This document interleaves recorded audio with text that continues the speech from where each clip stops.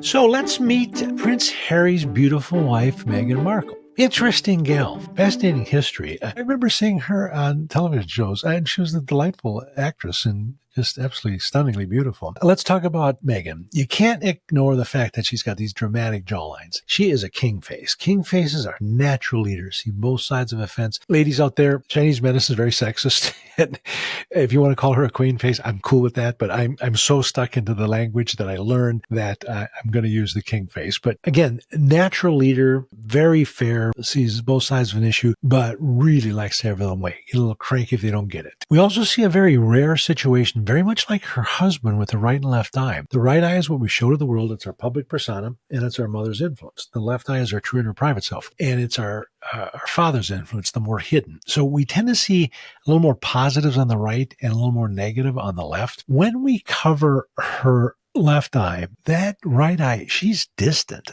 I always go with what comes to my mind. It's not a real easy thing to call. You just go with kind of what you see, and she seems kind of distant. Intriguing. When we go the opposite and cover her right eye, her left eye is saying, I'm not comfortable. I'm leaning towards sadness, but I'm not comfortable with what's going on. We can read a lot into that, and it may mean nothing. I doubt it. I think it's something that's significant. The reason I think that's the case is we're going to go to our eyebrows next. They're different heights. When we see different heights, this usually indicates there's been some stress, specifically in their teen years with parents. Unhappy relationship with a parent or a step-parent. Would be interesting to see if her parents got divorced or not.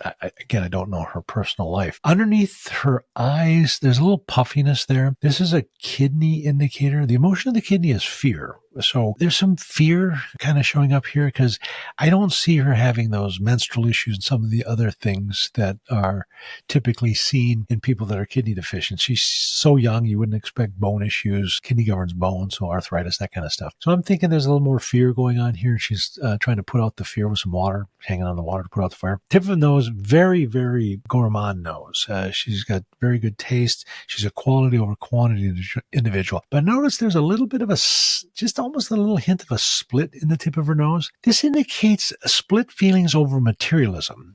With the gourmand nose, she'll like the nicer things, and then she'll say, should I have this? I mean, there are people in the world starving. So she'll really have some mixed emotions about that. I think both of them are struggling with their decision on their choice in life. They're hanging hard to it. It'll be interesting what happens as they grow in age and wisdom.